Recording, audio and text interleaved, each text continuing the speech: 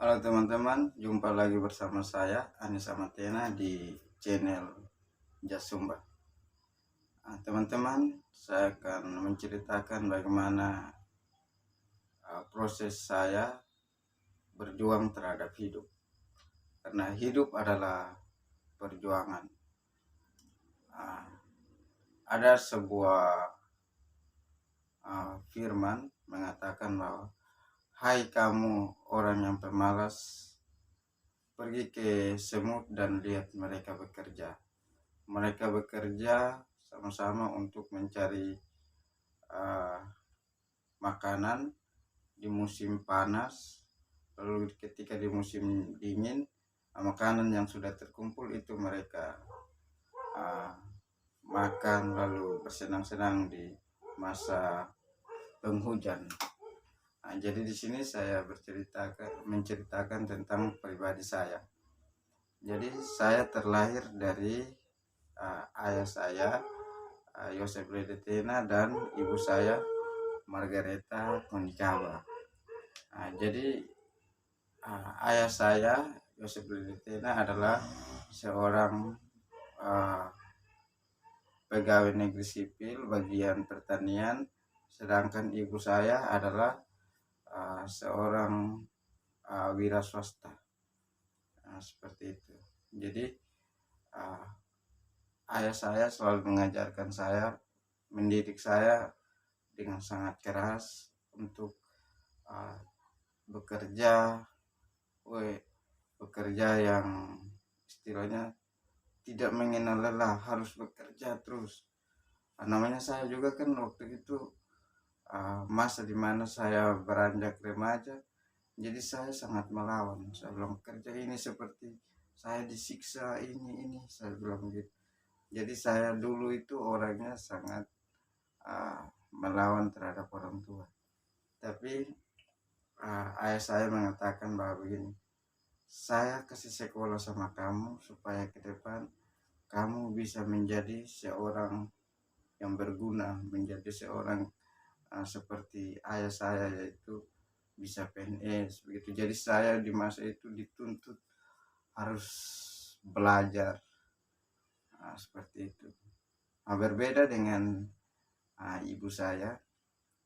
Ibu saya selalu mengajarkan saya ke hal-hal yang uh, lebih ke realita kehidupan. Jadi dia dia kan seorang yang wira swasta, jadi dia mengajarkan saya uh, bagaimana caranya berbisnis. uh, jadi waktu itu dia membuat kue, roti bakar, roti goreng, atau kue-kue yang lain. Dia setelah dibuat kue itu lalu dibagikan di dua toples. Toples satu, ini toples kedua. Jadi kami ada 4 orang bersaudara, 2 laki-laki dan 2 perempuan. Yang kami kalau berjualan itu, yang 2 orang ini di toples ini, misalnya toples ini ada kue harganya 100.000, ini juga kuenya 100.000. Jadi yang satu ini adik saya 2 orang, misalnya mereka berjualan ke arah barat, kami ke arah timur. Jadi seperti itu. Jadi saya waktu kecil itu sudah diajarkan bagaimana cara untuk mencari uang, menghasilkan uang. Awalnya itu saya juga malu, saya minder terhadap teman-teman saya di masa saya masih beranjak remaja, ketika teman-teman yang lain asik untuk pergi jalan-jalan atau belajar dengan teman-teman. Saya di masa saya harus belajar untuk mencari uang, belajar juga terhadap pendidikan sekolah saya belajar juga, lalu realita harus mencari uang seperti itu. Jadi ibu saya ketika saya sudah merasa juga minder, merasa malu. Dia katakan begini, Anis, kebetulan saat itu kami nonton TV, Agnes Monica sedang bernyanyi di siaran tersebut. Waktu itu masih siaran, tidak salah saat itu siarannya MNC TV. Saya nonton, ketika nonton dia menyanyi selesai, ibu saya datang kepada saya katakan begini, dia bertanya, dia bilang begini, Anis, coba kamu lihat di TV itu Agnes Monica sedang bernyanyi, suaranya bagus kan? Saya bilang, iya mama, suaranya bagus. Lalu dia dibayar? Saya bilang, iya, dia ketika bernyanyi, Agnes Monica bernyanyi itu, dia pasti dibayar. Saya bilang begitu. Mama saya katakan kepada saya, kamu melihat dia bernyanyi, suaranya bagus lalu dibayar, lalu kamu itu suaranya bagaimana? Saya bilang, mama saya, suara saya jelek. Saya bilang begitu. Jadi mama saya kasih motivasi kepada saya begini, memang suara kamu jelek, tapi dengan kamu berteriak saja, bilang roti goreng atau kue bakar, itu kan kamu berjalan 1 kilometer dengan teriak seperti itu, kue yang ada di toples seharga 100.000 itu, suara kamu memang jelek, tapi ketika kamu teriak begitu pasti ada pembeli. Begitu. Jadi suara kita dibayar. Seperti itu. Jadi saya saat ibu saya katakan seperti itu, saya mulai berpikir, oh iya ya, saya bilang itu, suara saya walaupun jelek tapi saya bisa dibayar suara saya itu. Jadi saat seperti itu saya renungkan, saya mulai untuk bersemangat untuk berjualan, mulai berbisnis. Jadi ketika saya berjualan itu sudah tidak ada lagi rasa minder dan malu, karena suara saya yang saya keluarkan itu walaupun jelek tapi dibayar begitu. Jadi saya mulai berjualan, ketemu dengan guru saya. Ketika saya ketemu dengan guru saya, Pak Guru saya, mereka beli kue. Kemudian saya bilang, roti goreng. Jadi mereka lihat saya ada jualan, mereka langsung panggil beli kue. Mereka beli kue, biasanya beli dengan harga 10.000 mereka beli. Tapi uangnya itu ada 20.000 kadang. Saya katakan ke Pak Guru saya bilang, Pak Guru, saya ada sementara cari uang untuk uang print saya, uang tugas sekolah yang Pak Guru kasih. Kalau bisa Pak Guru juga bantu saya ketika saya jual kue. Jadi ketika saat itu guru saya ini sangat bangga. Mereka sangat bangga sekali saya bisa mencari uang. Seperti itu. Jadi uang yang mereka beli itu mereka kasih bonus lagi kepada saya 10.000. 10.000 itu bagi saya itu sudah terlalu besar. Bagi saya berjualan itu yang ibu saya ajarkan dari masa SD sampai dengan SMA. Jadi SMA itu sampai kelas 3 juga saya masih berjualan. Jadi ketika saya tamat SMA, saya mau merantau, ibu dan ayah saya, mereka sudah tidak khawatir lagi. Mereka bilang, kami sudah ajarkan kamu dari kecil bagaimana bekerja keras, bagaimana cara menghasilkan uang. Itu. Jadi sekarang kamu harus bisa mandiri dan kamu harus bisa menjadi tulang punggung bagi diri kamu sendiri dulu, katakan. mereka katakan seperti itu. Lalu mereka bilang begini, jika kamu suatu saat jauh dari kami, uh, ketika kamu salah jalan, ingat kuasa Tuhan, jiwa orang tua, jiwa kami selalu menopang ini engkau jika kamu berjalan di jalan yang salah, dan jangan pernah melupakan Tuhan. Di situ saya merenung dan saya memilih untuk terus berjalan. Saya kuliah sejauh dari mereka. Awal-awal itu saya merasa bahwa hal itu sekarang sudah mulai lebih enak lagi karena jauh, tinggal mereka kirim uang kasih saya untuk saya kuliah, kirim. Nah itu saja, jadi saya istilahnya menerima begitu, tidak pernah untuk bekerja karena saya rasa bahwa hidup saya sekarang sudah enak, tinggal uang habis kasih tahu di orang tua saja. Tapi berjalannya waktu ketika saya juga sudah beranjak untuk berpikir lebih dewasa, lalu terdapat juga kesulitan, saya mulai berpikir, ketika orang tua saya sudah mulai mandek untuk mengirim uang, saya mulai berpikir sudah saya bilang, orang tua saya pernah mengajarkan saya berbisnis, orang tua saya pernah mengajarkan saya mencari uang, lalu bagaimana dengan saya sekarang? Apakah saya terus seperti ini dengan masa kuliah saya ini? Waktu itu uang print, uang tugas kan masih termasuk mahal, belum uang kos seperti itu. Jadi saya mulai berpikir, dan barang yang sudah diberikan kepada saya, yang orang tua berikan kepada saya, yaitu motor, saya pergunakan. Saya bilang, motor ini saya gunakan jalan membutuhkan bensin. Kalau saya jalan saja lalu tidak ada hasil, berarti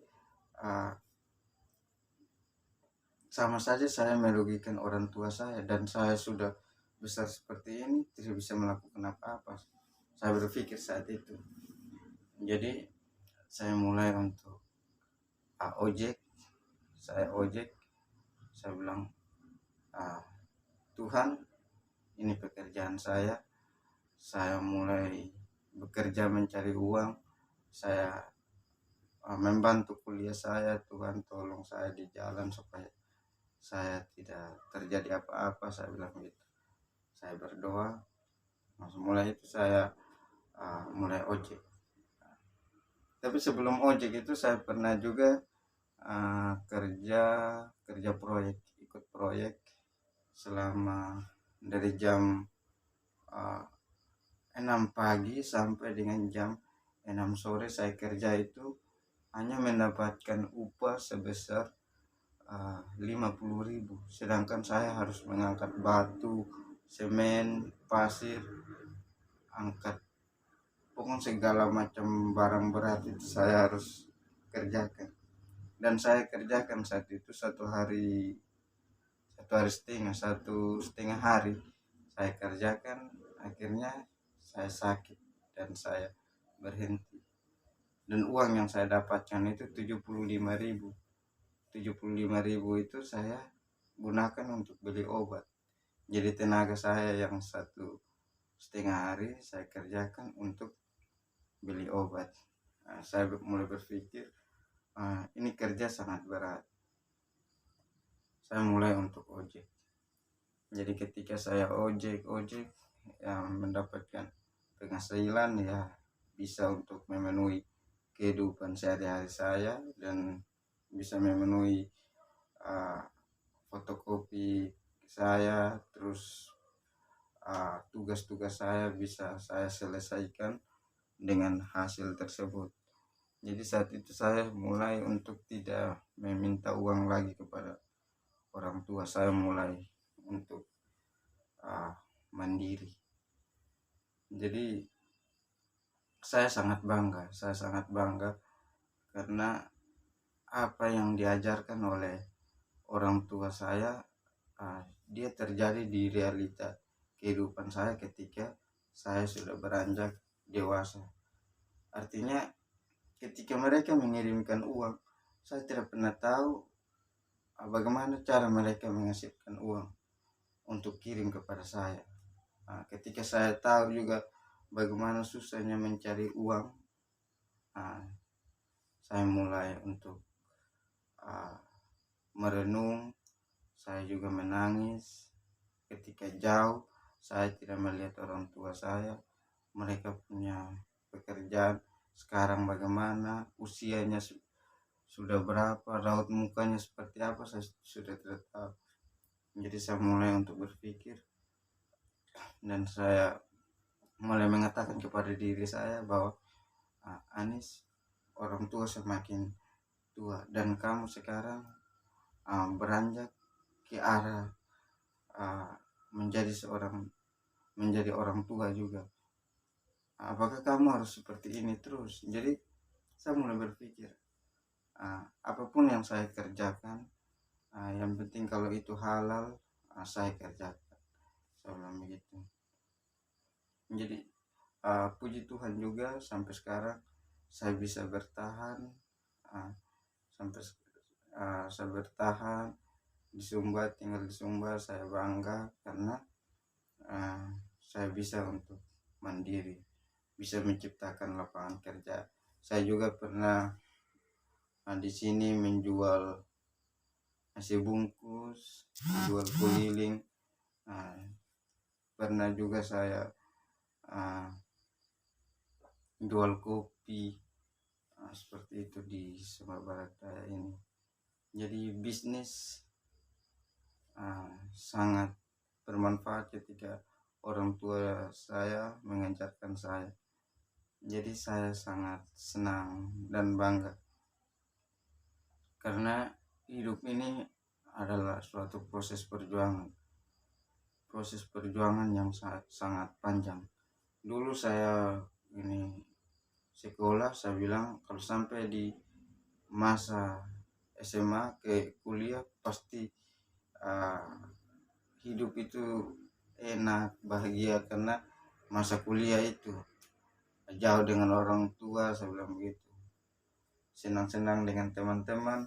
Tapi sebenarnya ketika proses itu dari SMA, dari masa sekolah yang dulunya susah lalu beranjak ke kuliah, justru semakin susah lagi.